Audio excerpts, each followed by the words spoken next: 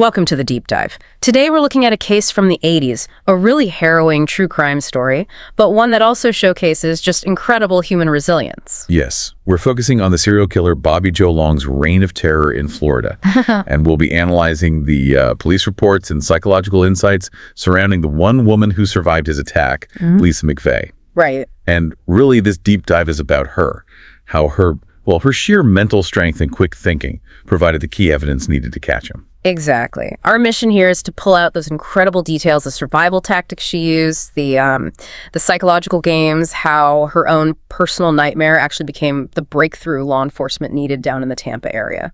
So let's set the scene. It's 1984, Florida. The horror starts in May. That's right. Police find the first known victim, Duncan Tilson. She was only 19, a sex worker. Found nude, raped, hands tied, strangled with a ligature. Just brutal, and it didn't stop there. No. Just 2 weeks later, Michelle Denise Philman, 22, is found about 28 miles away. Very, very similar conditions. It immediately signals to investigators, okay, we likely have a serial offender here, and he's escalating. And there was specific evidence linking them, even though they were found in different locations? Yes, critical connections were made early on. Two things really stand out in the forensic files we reviewed. Okay. First, the strangulation method. He used this very specific, specialized knot. The documentation suggests it's the kind typically used for training animals, maybe dogs.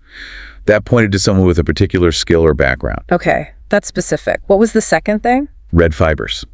Tiny red threads found on the bodies.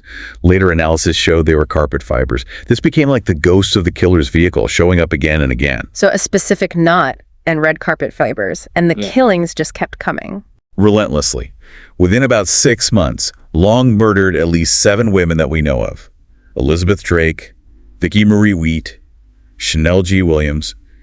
She was actually found shot, a deviation. Karen Dean Flyant, Kimberly K. Croft, added to the first 2. He was escalating fast. You can only imagine the fear in the Tampa area then, especially for women. Oh, absolutely. The documents describe an atmosphere of just palpable panic. While some victims were from vulnerable groups, the sheer frequency made it feel like any young or middle-aged woman could be next. And then, November 3rd, 1984, the killer targets someone who would change everything. 17-year-old Lisa McVey. Yes, Lisa Rose, as she was known then. But to really grasp how she survived, you have to understand what she'd already been through. Her life was, it was marked by intense hardship. Yeah, the background is just heartbreaking. The records detail severe physical abuse starting when she was just 2. Her mother struggled with addiction. She was in and out of foster homes. And then later, for 3 years, she endured horrific sexual abuse and rape by her grandmother's boyfriend. It's almost unbelievable the amount of trauma she'd already survived. And that context is so critical for what happens next. It really is. Because that night, November 3rd, Lisa had just finished a double shift at Krispy Kreme. Right. And she had actually planned to take her own life that night. She'd written a farewell note, but finishing her shift was important to her. She felt responsible. She liked her job. The weight of that is immense. She was planning to end her life. Exactly. And then the unthinkable happens. Around 2 a.m., riding her bike home through a church parking lot, this large man attacks her, gun to her side, drags her into his car. And in that moment, facing death from someone else, everything flips. Instantly. It's described as this immediate, powerful psychological shift. All the suicidal thoughts she'd had just vanished. The fear of being killed made her realize profoundly how much she actually wanted to live. Her mindset switched entirely to survival. That's an incredible aha moment born from absolute terror. A monumental shift, yes, from wanting death to desperately needing to survive. And she started using all those hard lessons, that resilience built from her past trauma, but now focused entirely on outsmarting him. So this wasn't just panic or instinct. The documents suggest she was consciously strategizing from the start. Oh, absolutely. The level of detail she recalled, the proactive steps she took. It points to a very conscious, calculated effort. She immediately turned herself into an investigator, essentially. How did she even start? She was abducted, likely terrified. Well, he blindfolded her. But she did something quite clever. She consciously forced her face into this wide, kind of fixed smile as he was tying it. A smile? Why? Think about it. If you widen your face like that while the blindfold is being secured, once you relax your face back to normal. It creates a little slack, enough to maybe peek underneath. Precisely. That tiny gap at the bottom edge was enough. She started gathering details. She noted the car was a red 2-door fastback, maybe a sports car type, white roof. She saw the word Magnum somewhere on it. Magnum, like the Dodge Magnum. That's what they figured out later, yes. And crucially, she saw the interior had red carpeting. The red fibers, the Yeah. same ones found on the other victim. Exactly. That confirmed she was likely with the serial killer police were hunting. And what she did next is just astonishing foresight. What was that? She knew she needed to leave proof she was in that car in case she didn't make it out alive. Okay. So she reached into her underwear, removed her used tampon, and deliberately hid it, pushed it deep into the fibers of that red carpet. Wow, that's incredible presence of mind. Forensic evidence, planted by the victim herself. A forensic trap, set while blindfolded in her kidnapper's car. Then he took her to his apartment. She kept observing, noted the smell of fresh paint, saw green flooring when she could peek, logged details about him. Tall, large, white male, left-handed, short hair, small ears.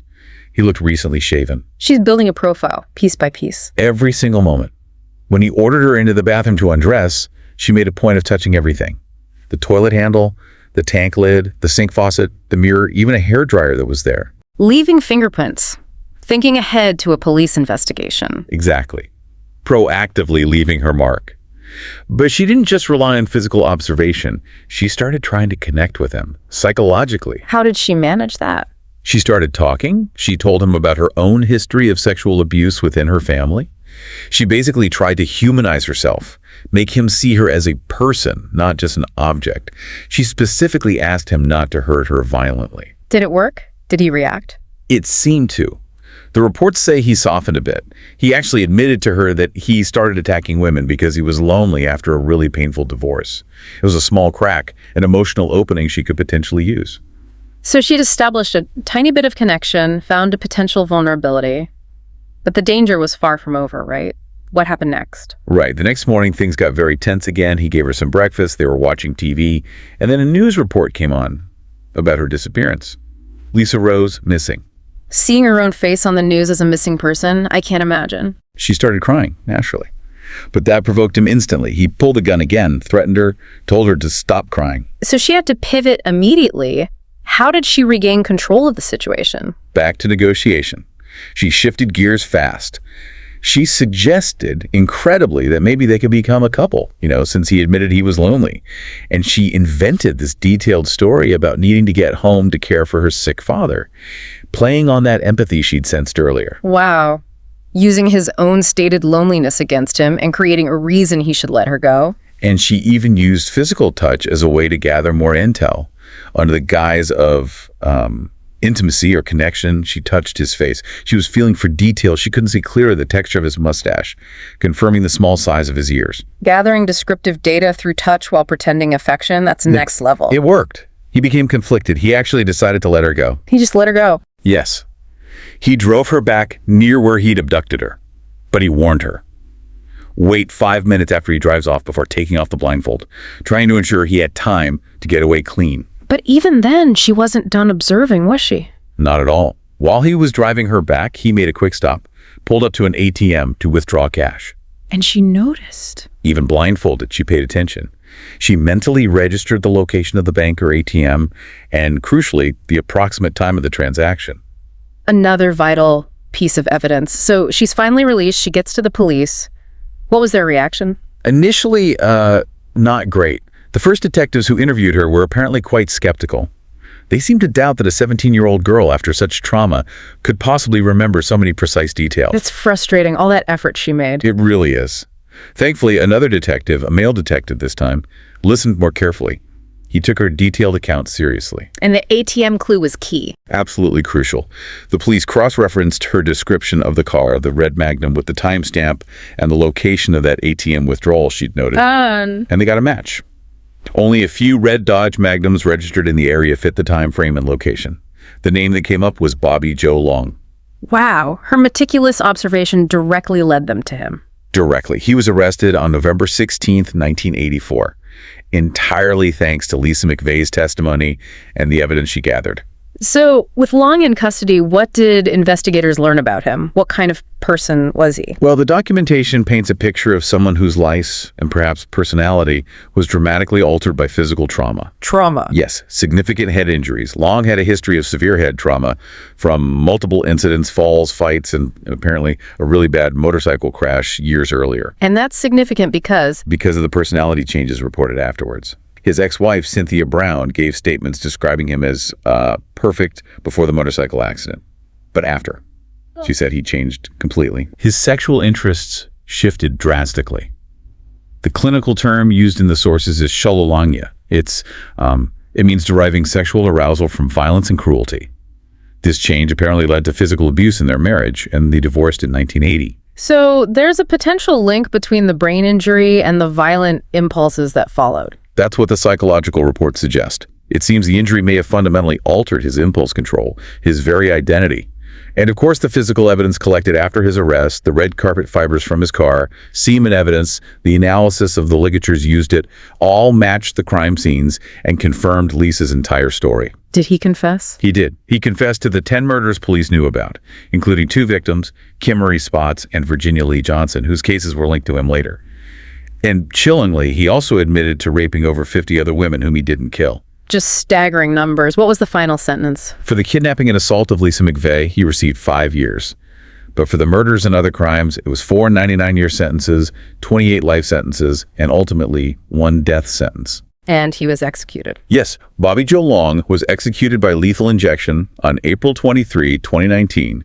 He was 65 years old. But the story doesn't really end with his death. The truly remarkable part is Lisa McVey's journey after this unimaginable horror. Absolutely. Her life trajectory is just incredible. She not only survived the attack itself, but she also had to overcome the continued lack of support and abuse back home. Yet she went on, got educated. And became a deputy sheriff, specializing in sex crimes, of all things. It's extraordinary. Using her own experience to help others, she actually attended Long's execution. Wow. How did she describe that? She made a public statement that was quite profound. She said that despite everything, she was, in a strange way, thankful to Long. Thankful? How? Because, she said, that horrifying experience ultimately saved her life. It completely destroyed her suicidal ideation and forced her to recognize her own strength and self-worth. That's a perspective shift that's hard to comprehend, finding value in the face of such darkness. And she channels that today. She works protecting children and young people, bringing this incredibly deep personal understanding of trauma, survival, and resilience. She's a grandmother now. Her ability to turn that moment of wanting to die into this incredible fight for life, and then using those skills not just to survive, but to actively dismantle his reign of terror. It's one of the most powerful examples of cognitive resilience I think we've ever covered. It really is. Her strategic thinking, observing, negotiating, planting evidence. It wasn't just about saving herself in the moment. It was about actively becoming the investigator, ensuring he couldn't hurt anyone else.